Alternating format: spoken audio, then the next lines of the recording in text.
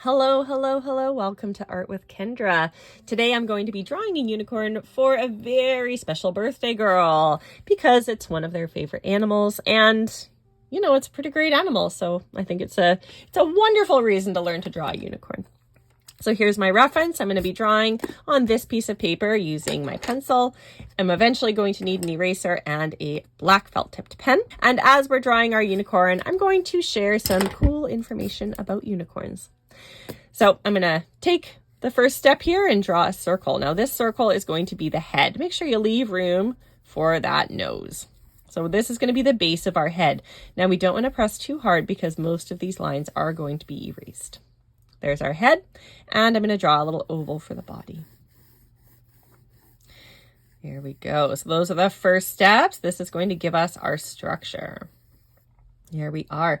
Now the first evidence of unicorns, and evidence, I mean, unicorns are a mythical creature. So when I say evidence of unicorns, I mean kind of the first mention of them in human history that we know of was 4th century BCE. And they were described as wild donkeys, fleet of foot, having a horn colored white, red, and black. Not the horn, but the animal itself. And we believe that they did in fact see an animal with a singular horn, but that it was an oryx, which is a real animal and not in fact a unicorn. But that started the unicorn idea.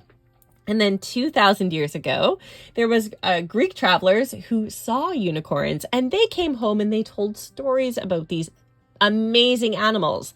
So back in the day, there was no internet, there was no TV, there was no way of getting information, no newspapers, other than stories. So stories became truth, right?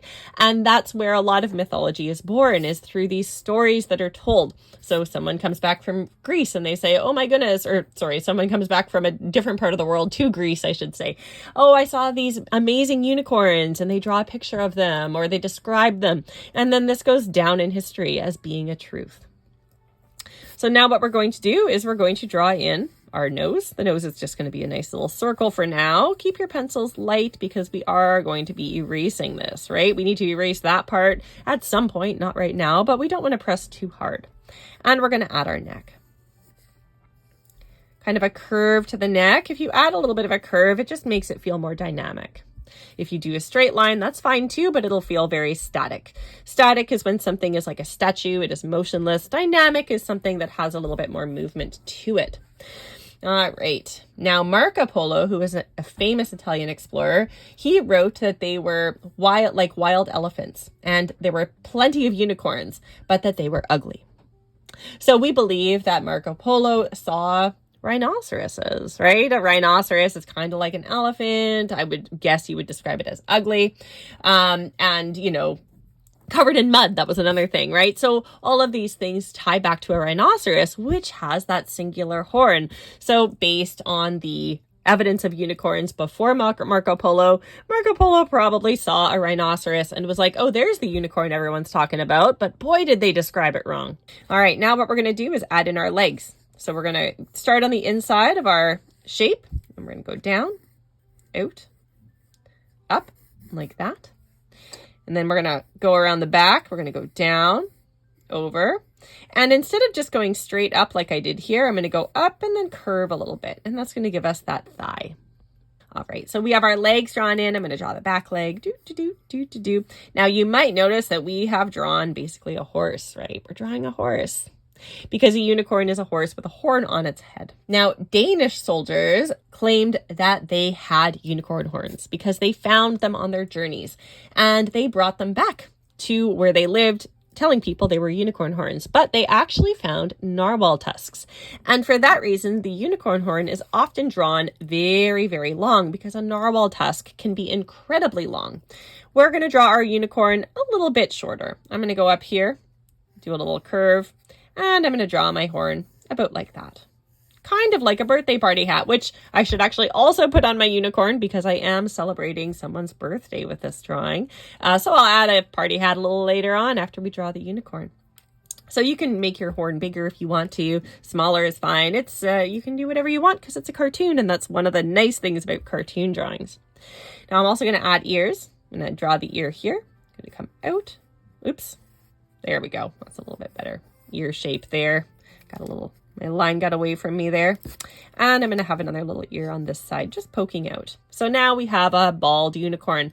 And if you are familiar with Harry Potter, you know that the hair of a unicorn can have magical properties. So if you have a wand with a string of a unicorn tail hair inside of it, it is a harder wand to corrupt. It is a pure wand. And Harry Potter is, of course, not it's fiction. But the mythologies within Harry Potter are based on research. So the unicorn is thought to be a pure animal. It's thought to have a lot of power, and it represents innocence. It is the symbol of innocence. Different powers that it has is that it can heal you if you are sick. It can purify poisons with the touch of its horn. And it is immortal unless it is killed. It can be killed, but it doesn't die of old age. Well, let's add some of those magical hairs here. So I'm going to start here, and I'm going to simplify my tail for this drawing, I think. So I'm just going to go out, down, like that. Kind of like, what would that be? Like a question mark, I guess. And then I'm going to come back and kind of meet up with the back circle there. Now, when it comes to the hair on the front, I think I'll do it a little bit more like this. And if you wanted to add some locks of hair back here, you can as well. You don't have to do a singular tail. You could do it a little more complicated. You can do whatever you want. You can add a bow. Have some fun with it. Now I'm going to go back into the face. I'm going to draw myself an eye. Circle here right by the nose. And I'm going to draw a second circle on the inside. This is going to be the iris or maybe the pupil. And I'll add a highlight. Maybe I'll even add a couple highlights down here. I'll do lots of highlights. We have a twinkly eye. Now I'm going to draw my eye on this side. I'm going to actually cut into the circle a little bit here. I'm going to give myself a socket. We have sockets. Those are the little kind of areas in our skull where our eyes sit. And I'm going to do the eye coming out like that. And I will draw the same kind of shapes there. A little highlight there, maybe a highlight there as well. Now I'm going to draw the hair, the locks of hair. I'm going to start here, and I'm just going to do some squiggly lines. Now, you're going to notice my lines are different than those. I'm not going to draw the exact same hair. I'm going to imagine this hair following through the horn and coming out over here. And I'm going to draw some hair here. Maybe this hair goes out like that. So just kind of draw some little squiggly lines and then give them ends. Give them like kind of like the tail. And I'm going to go all the way down the neck doing my squiggly lines. And this one can tuck in behind. There we go. Beautiful, beautiful hair. Now I'm going to add my smiley face. I'm going to follow the form of this and go whip like that, and then shorten the bottom and come back in. Well, we don't have hooves on our horse yet, which are very important. We need those hooves. So I'm going to go down to the bottom and add those hooves. Curve. Kind of following the form of this, right? Now remember, pause that video if you need to. Pause as you go. It's very important. I don't want to rush you, and there's no reason for you to be rushed. You can take all day to do this if you want to. All day. Now, I mentioned that the unicorn horn was thought to purify poison. And something that happened, which is kind of interesting, is that Queen Elizabeth I drank from a unicorn horn. So she was sold a unicorn horn. This unicorn horn at that time was believed to purify poison. So anything that was consumed out of a unicorn horn would be safe. And royalty was always afraid of being poisoned back in the day. It was a pretty probably still is a problem. I mean, that people think, right? No one wants to be poisoned. So Queen Elizabeth drank from a unicorn horn, which was actually probably a narwhal tusk. And because of this, other people wanted to drink out of unicorn horns too. So a unicorn horn became a very, very valuable thing to have. Everyone wanted to drink out of the unicorn horn. All right, I'm going to do some little nostrils here. Now, there's a lot of lines we don't want to keep in our final drawing. So you can erase them now, or you can just erase them after you've done the pen. We don't want this line. We don't want this line. We don't want this line. We don't want these lines inside here or inside here or here. So all of these lines at some point need to be erased. The guidelines from our original circle shapes. But what I'm going to do is use my pen. I'm going to draw the lines I want, and then I'm just going to erase the whole thing after. That's how I like to do my cartoons. But everyone's got their own way of drawing, and I mean, I've been drawing cartoons for quite a while, so I have a way I like to do things, and this is the way I like to do things. Oh, I forgot about my party hat. Let's throw that on here. So we're gonna have a little party hat. I'm gonna put a piece of hair. Actually, yeah, I'm gonna tuck it into the hair. So I'm gonna have my party hat go out. I have a little dot on my page that's been bugging me, so I'm actually gonna go out to that dot. Now the dot's gonna be part of the artwork, right? There we go. There's my party hat. I'll do a little pom-pom on the top of it. Maybe I'll add some stripes or something. There we go. There's my party hat. Happy birthday. There we go. Nice little party hat. Unicorns are a pretty great animal, pretty great mythological creature. Yeah, and I mean, even though we now know that they are not a real animal, I mean, some people do believe they are still real animals. That is a thing that some people do still believe, but widely accepted as being a mythical creature. They're still part of our culture, right? Like Harry Potter used it in the Harry Potter stories, or not Harry Potter, but they are in the Harry Potter stories, I should say. Harry Potter is a character within the stories. Harry Potter is also not real. But you know, they still find our way into pop culture, into movies, into stories. So they are still, in a way, very much alive. Very real in terms of stories that are told and created. So I'm just going over my lines here. Now I'm using a very thick pen, which makes these little details a little bit harder to do, but that's okay. I'm actually just going to color this right in, color in the black part of the eye. I'm going to add some eyelashes.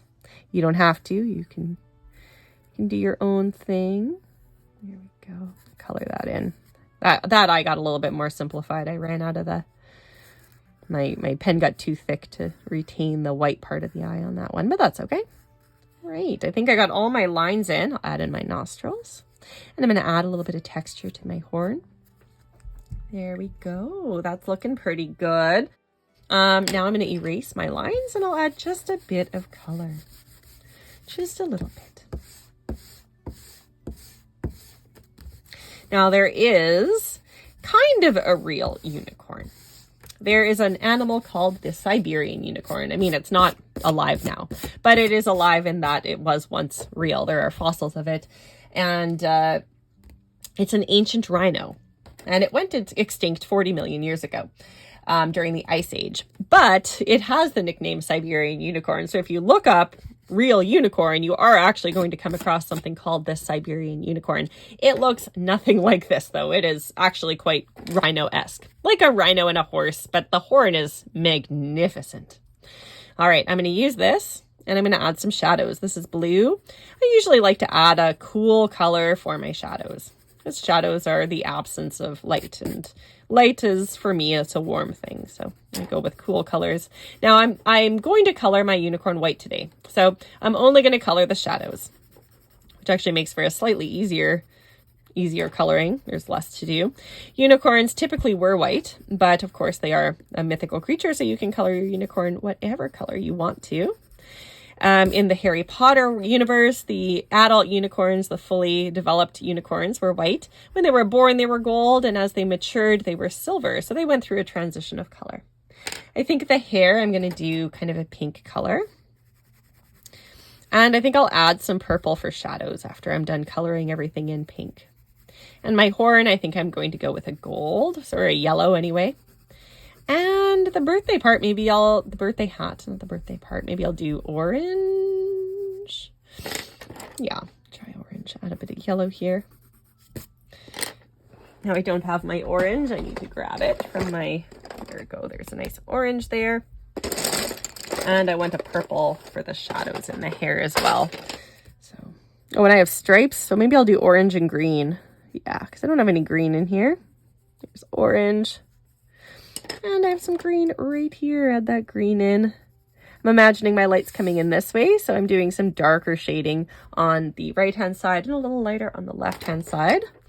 Add a bit of shadow to my ear. There we go.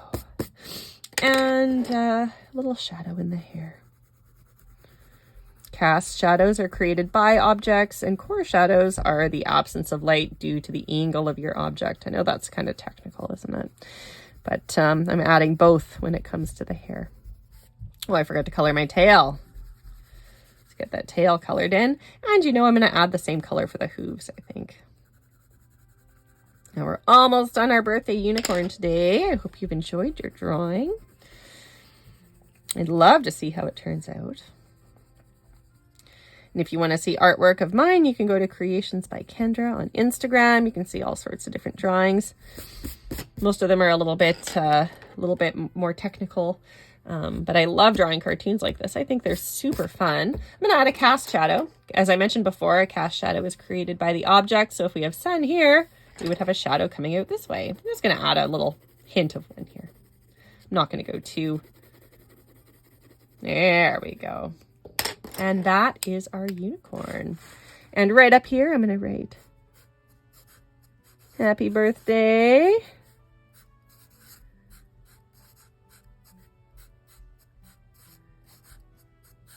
There we go.